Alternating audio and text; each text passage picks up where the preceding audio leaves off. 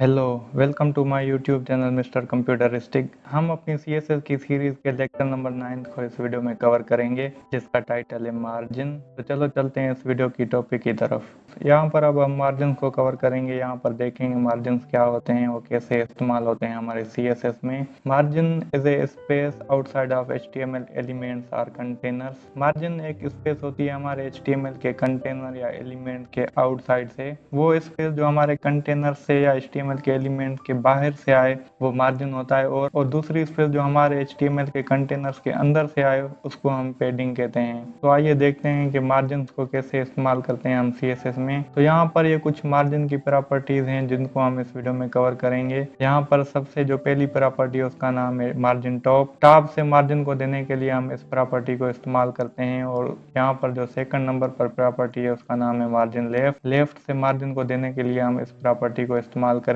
उसके बाद यहाँ पर जो प्रॉपर्टी है उसका नाम है मार्जिन बॉटम। ये प्रॉपर्टी बॉटम से मार्जिन को देने के लिए इस्तेमाल होती है। यहाँ पर फोर्थ नंबर पर जो प्रॉपर्टी है उसका नाम है मार्जिन राइट। राइट से मार्जिन को देने के लिए हम इस प्रॉपर्टी को इस्तेमाल करते हैं। और यहाँ पर जो फिफ्थ नंबर पर एंड पर प्रॉपर्टी है उसका नाम है मार्जिन शॉर्ट एंड। ये सबकी पेरेंट प्रॉपर्टी है, ये शॉर्ट हैंड है। तो यहाँ पर ये जो चार हमारी प्रॉपर्टीज हैं, टॉप, लेफ्ट, बॉटम, राइट, उन सबको हम इस पेरेंट प्रॉपर्टी में पास करते हैं। तो आइए यहाँ पर प्रैक्टिकली देखते हैं कैसे हम मार्जिन को देते हैं अपने HTML के एलिमेंट्स के ऊपर। यहाँ पर मैं एक कंटेनर बना देता हूँ। जैसे मैं लिख देता हूँ डिव और उस पर एक कंटेनर क्लास दे देते हैं, h2 एलिमेंट दे देता हूँ। और यहाँ पर मैं लिख देता हूँ मार्जिन्स और एक पैराग्राफ दे देते हैं और उसमें एक डमी टेक्स्ट पास कर देते हैं। मैंने अपने पेज को फॉर्मेट कर दिया। यहाँ पर हम इंटरनल CSS दे देते हैं। स्टाइल कंटेनर क्लास को हम यहाँ पर टारगेट कर देते हैं।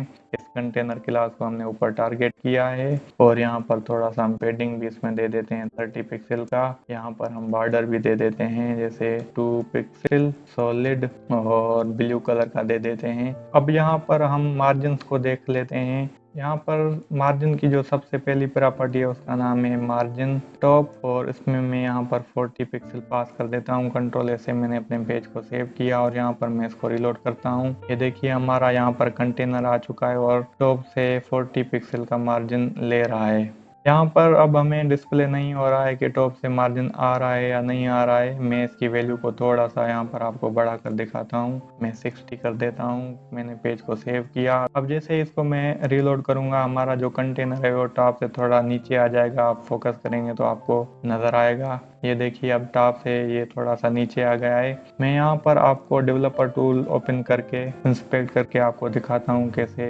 हमारे मार्जिन आते हैं। मैं अपने इस डिव कंटेनर पर क्लिक करता हूँ तो आपको ऊपर से लाइन डिस्प्ले हो रही होगी। ये हमारा मार्जिन है। हमारा जो मार्जिन होता है वो हमारे कंटेनर के बाहर से आता है और हमारी जो पेडिंग होती है वो कंटेनर के इनर साइड से आती है। तो यहाँ पर ये जो स्पेस आपको डिस्प्ले हो रही है ये हमारी पेडिंग है। और इसके बाहर से ये जो हमारी स्पेस आती है ये हमारा मार्जिन होता है। मैं यहाँ पर आपको लेआउट ओपन करके दिखाता हूँ। तो इधर आप फोकस करेंगे, यहाँ पर टॉप से आपको 60 पिक्सल का मार्जिन डिस्प्ले हो रहा होगा हमारे एक बॉक्स मॉडल पर। और यहाँ पर राइट से, बॉटम से और लेफ्ट से 0 डिस्प्ले हो रहा होगा। तो ये आउटसाइड से जो स्पेस डिस्प्ले हो रही है ये हमारा मार्जिन है। और यहाँ पर आपको ये जो स्पेस डिस्प्ले हो रही है इनर साइड से ये हमारी पेडिंग होती है। आउटसाइड से जो स्पेस आएगी वो हमारा मार्जिन होता है। तो यहाँ पर टॉप से 60 पिक्सल का मार्जिन आ रहा है। अब हम दूसरी प्रॉपर्टीज को यहाँ पर देखते हैं। इसके बाद अब हम मार्जिन लेफ्ट पास कर देते हैं। यहाँ पर मैं उसको कर देता हूँ 30 पिक्सल। कंट्रोल एस से मैंने पेज को सेव किया। अब जैसे ही मैं इसको रिलोड करूंगा मैं इसको क्लोज कर देता हूँ।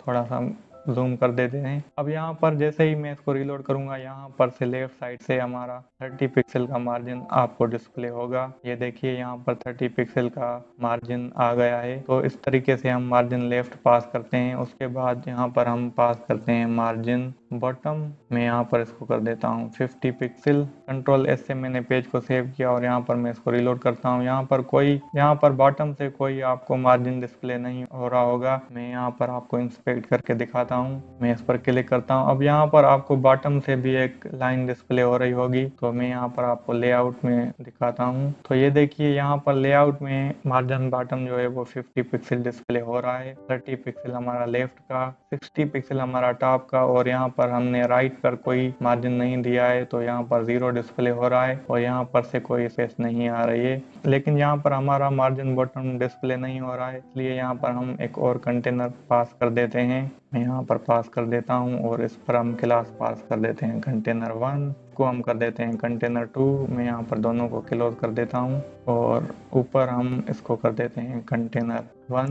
मैं यहाँ पर इसको फिलहाल हटा देता हूँ, फिर हम इसको देकर देखेंगे। मैं यहाँ पर लिख देता हूँ कंटेनर 2 पर भी पेडिंग दे देते हैं 30 पिक्सल, इसको भी बॉर्डर दे देते हैं 2 पिक्सल सॉलिड और रेड कलर का। ठीक हो गया। मैंने पेज को सेव किया और यहाँ पर मैं इसको रीलोड करता हूँ। मैं इसको बंद कर देता हूँ डेवलपर टूल को। ये देखिए हमारे ये जो दोनों कंटेनर है यहाँ पर चिपक के आ रहे हैं। अब यहाँ पर हम मार्जिन बॉटम पास करके देखते हैं। मैं यहाँ पर पास कर देता हूँ मार्जिन बॉटम और यहाँ पर हम कर देते हैं 50 पिक्सल।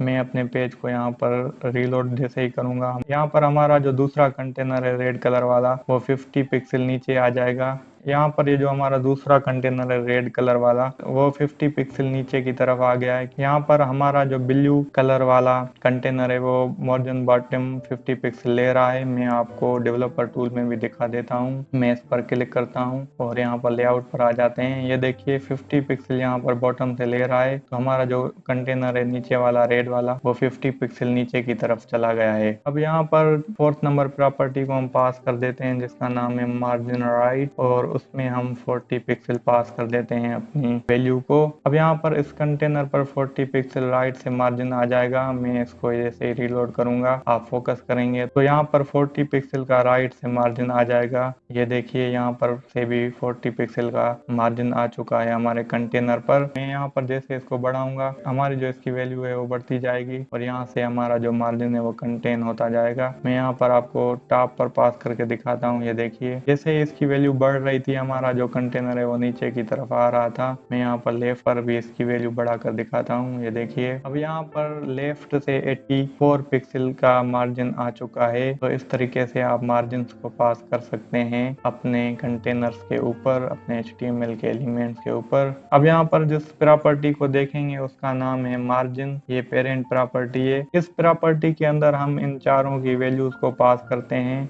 यहाँ पर सबसे पहले हम टॉप की वैल्यू को पास करते हैं। मैंने कर दिया है उसको 50 पिक्सल। उसके बाद यहाँ पर आप जो वैल्यू पास करते हैं वो होती है राइट की। मैं कर देता हूँ 70 पिक्सल और उसके बाद बॉटम की यहाँ पर वैल्यू आप पास करेंगे। मैं कर देता हूँ 40 पिक्सल और इन द एंड यहाँ पर आप लेफ्ट की वैल्यू को पास करते हैं और उसको मैं कर देता हूँ 60 पिक्सल और इन सबको यहाँ पर से मैं हटा देता हूँ। यहाँ पर टॉप की वैल्यू हमने 50 पिक्सल पास की है, उसके बाद राइट की 70, उसके बाद बॉटम की 40 and in the end left की जो वैल्यू है वो 60 पास कर दी है। कंट्रोल ए से मैं अपने पेज को सेव करता हूँ और जैसे ही मैं इसको रीलोड करूंगा तो हमारी जो वैल्यूज है वो इस कंटेनर पर आ जाएंगी। ये देखिए यहाँ पर हमारी जो वैल्यूज है वो अप्लाइड हो चुकी है। मैं आपको इंस्पेक्ट करके दिखाता हूँ और यहाँ पर हम लेआउट पर जाते हैं। मैं इस पर क्लिक कर देता हूँ अपने कंटेनर पर। तो यहाँ पर टॉप से हमारी जो 50 पिक्सल की वैल्यू है मार्जिन टॉप यहाँ पर आ चुका है। यहाँ पर लेफ्ट से 50 पिक्सल की वैल्यू आ चुकी है, बॉटम से 40 पिक्सल और 70 पिक्सल हमारे राइट से आ चुका है। तो इस तरीके से आप पेरेंट प्रॉपर्टी में भी वैल्यूज को पास कर सकते हैं। हम इनको और भी छोटा कर सकते हैं। मैं यहाँ पर लिख देता हूँ